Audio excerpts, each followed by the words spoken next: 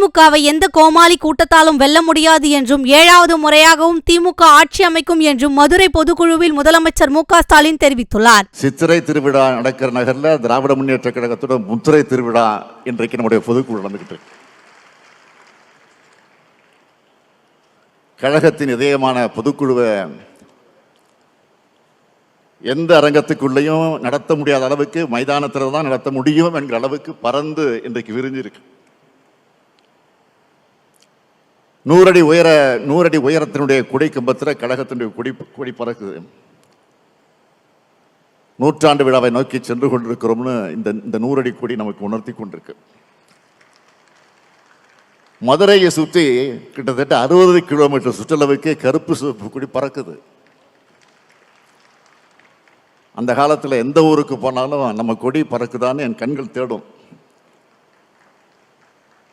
தமிழ்நாட்டில் அத்தனை ஊர்லையும் அத்தனை நகரத்திலையும் அதிக கொடி ஏற்றின கைதான் இந்த ஸ்டாலின் கை. கருப்பு சிவப்பு கொடி, உதயசூரியன் சின்னம், அண்ணா அறிவாலயம், இவைதான் நம்முடைய உயிர்.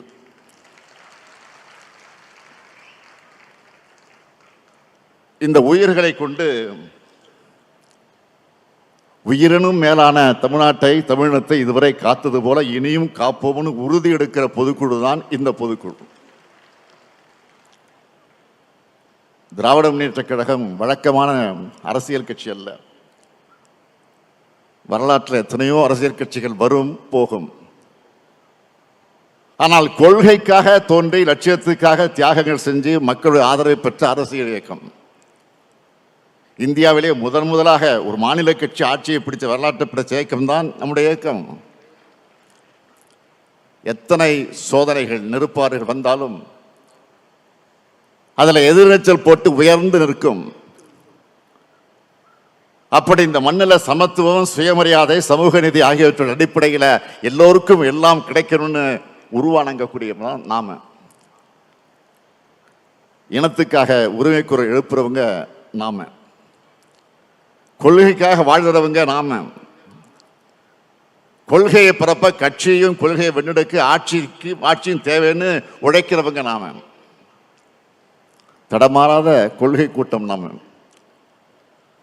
அதனால தான் எந்த கோமாளி கூட்டத்தாலையும் நம்மை வெல்ல முடியல, இனியும் வெல்ல முடியாது. இங்கே கூடியிருக்கக்கூடிய உங்களுக்கு நான் சொல்லிக்க விரும்புகிறது, நான் தொடக்கத்தில் சொன்ன மாதிரி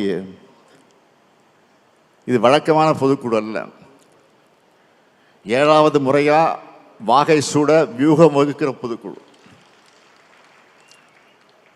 அடுத்த ஆண்டு இதே நேரத்தில் என்ன மாதிரி தலைப்பு செய்தி வந்திருக்கும்னா, 7வது முறையா திமுக ஆட்சி அமைத்தது.